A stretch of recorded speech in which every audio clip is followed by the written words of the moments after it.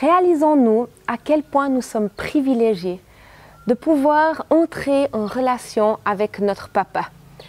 Depuis la Genèse jusqu'à l'Apocalypse, Dieu ne cesse de nous chercher. Et bien plus que cela, il se réjouit de notre présence. Il se réjouit de pouvoir prendre du temps avec nous. Et c'est tout cet aspect-là de finalement ne pas vivre pour Dieu en appliquant des bons principes ou en ayant des bonnes valeurs, mais de vivre notre quotidien avec lui. C'est quelque chose que je découvre, c'est un chemin, c'est un processus. Mais je réalise quel cadeau c'est. Et des fois, je suis tellement touchée de réaliser ce privilège que nous avons. Quand on regarde nos vies, quand on regarde ce qu'on traverse, quand on regarde qui on est, je me dis, il aurait mieux fait des fois de se passer de nous. Mais non, Dieu a choisi de se réjouir et de tout faire ce qui est en son pouvoir pour être réconcilié avec nous. Jusqu'à même offrir son Fils unique pour cela. Comme je vous l'ai dit, j'ai des enfants et j'imagine mal en sacrifier un pour pouvoir entrer en relation avec quelqu'un d'autre. Pourtant, c'est ce que notre Papa nous offre, de pouvoir venir vers lui, lui qui est tellement saint, qui est tellement puissant, qui est tellement immense, généreux, bon et en même temps tellement proche de nous. Et c'est mon régal de voir et de pouvoir faire goûter aux enfants, en particulier à ceux qui ne connaissent pas encore Jésus, à ceux qui pensent connaître Jésus et à ceux qui ont envie de connaître plus Jésus, un petit peu plus de cette relation que Dieu nous offre. Voyez et goûtez combien Dieu est bon. C'est vrai, nos vies sont difficiles et Jésus ne nous a jamais promis que notre vie serait facile. On a passé différentes épreuves, en commençant par le cancer d'un ami très très proche, puis un infarctus de mon mari qui a failli perdre la vie, puis le décès de mon papa qui a suivi. Et pendant toutes ces difficultés traversées, j'ai réalisé que nous étions face à un choix. Est-ce qu'on allait se plaindre, blâmer Dieu, dire que c'était injuste et dégoûtant, ou bien est-ce qu'on allait choisir de croire, continuer à croire que Dieu est fidèle et bon, et il le reste, quelles que soient les circonstances. Ça n'a pas été un choix facile à faire, mais en famille, on a décidé de vraiment s'appuyer sur les promesses de Dieu. Ces promesses qui disent que Dieu est bon, Dieu est fidèle. Et nous l'avons vu, nous l'avons expérimenté. Et nous pouvons dire aujourd'hui que ça a été l'année la plus difficile que nous avons traversée, qu'on n'en est pas en dehors, qu'on a encore des conséquences, qu'on est encore en convalescence, mais nous avons tellement vu la fidélité et la bonté de Dieu. Et cette assurance que Dieu est là et traverse ces moments sombres de nos vies avec nous. Et c'est un cadeau et je me sens tellement privilégiée de cela. Mais nous pouvons dire aujourd'hui qu'on a tellement appris et que finalement on veut souvent s'attendre à la gloire de Dieu qui soit manifestée par des guérisons spectaculaires. Et oui, j'ai faim et j'ai soif de voir ces choses arriver. Mais j'ai réalisé que la gloire de Dieu se manifeste aussi dans nos moments difficiles et de la manière par laquelle on y répond et qu'on le laisse se manifester dans notre quotidien. Un chemin de lâcher prise continuel où on se confie à Dieu. On arrive au bout de nous-mêmes et Dieu, là, intervient avec force. Pourquoi ? Parce qu'il nous aime, parce qu'il est là et on peut goûter d'une manière nouvelle à sa présence. Un des autres aspects aussi, c'est de voir nos enfants grandir, déjà nos propres enfants, et de pouvoir être là pour les soutenir, pour les encourager, et finalement, pour qu'ils aillent plus loin que nous.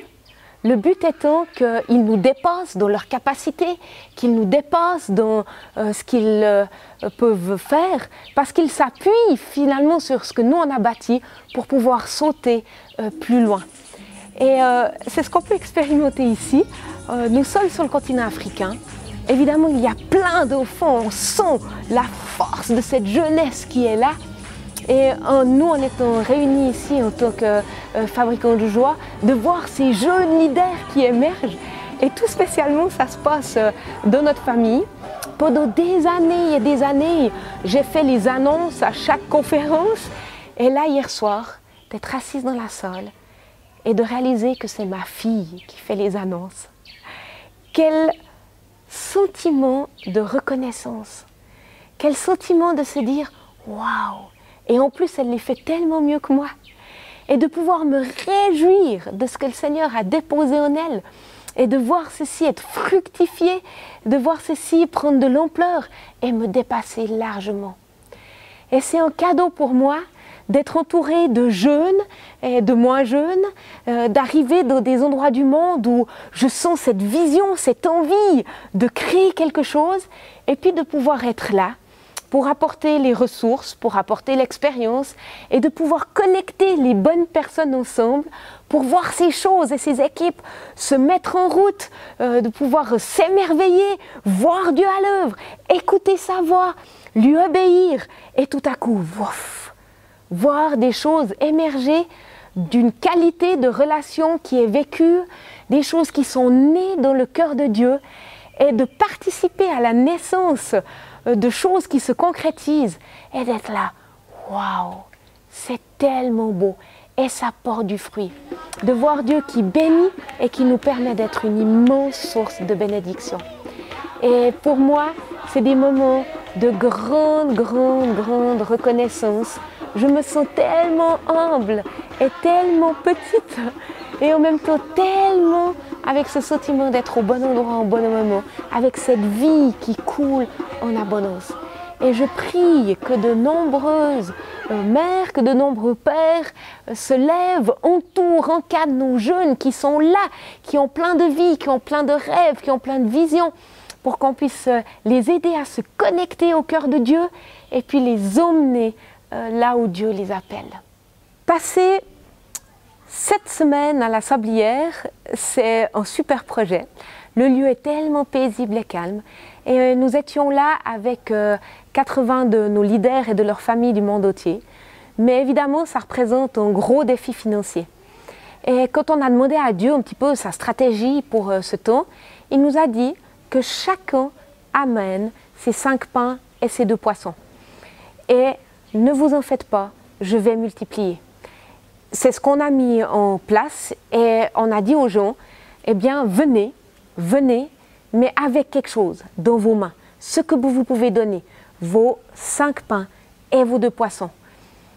Et les gens étaient un petit peu surpris en se disant, mais est-ce que ça va suffire ou je n'ai que ça? Et on a réalisé finalement que ce n'était pas le montant de ce qu'on apportait qui était important, mais notre contribution. Qu'on ne vienne pas les mains vides. Multiplier 0 par 0, ça reste 0. Mais que dès qu'on offre quelque chose à Dieu, Dieu peut le multiplier de la manière dont il veut. Et au cours de ces 6 semaines, on a vu cela se passer. Et à la fin de ce temps, ensemble, à la dernière fête, le dernier soir, nous avons pu louer notre Dieu parce que tout avait été payé. Mon rêve pour les fabricants de joie dans cette nouvelle décennie, c'est qu'on puisse se réaligner avec notre héritage de ces 40 dernières années parce que nous voulons nous appuyer dessus comme tremplin pour la suite et de voir se lever une génération de jeunes, d'enfants, d'adultes, de parents, de grands-parents, tous ensemble, qui aiment Dieu passionnément, avec extravagance, qui écoutent sa voix de manière sensible et prophétique et qui le servent avec passion et enthousiasme tout autour du monde. Alors que nous étions en plein déménagement et en fin d'année scolaire, voilà que notre voiture nous lâche. Irréparable. À quelques semaines de notre départ, ça valait absolument pas la peine d'en acheter une. Et on a rassemblé la famille, on s'est dit, Seigneur, qu'est-ce qu'on doit faire? On s'est mis à son écoute. Et puis une idée qui est venue, c'est de mettre un post sur Facebook en disant, est-ce que quelqu'un aurait par hasard une voiture à nous prêter ou à nous louer pour 6 semaines? Le truc un peu fou, qui c'est qui aurait 6 semaines à prêter sa voiture? Et en l'espace de 24 heures, nous nous sommes retrouvés avec une voiture en plus de 7 places, ce qui n'est pas tout à fait commun, parce que quelqu'un n'en avait pas besoin pendant juste exactement cette période-là. Et quel cadeau de voir Dieu répondre à des choses si précises, à des besoins si fins finalement, et de voir qu'il se préoccupe aussi de nos petits soucis.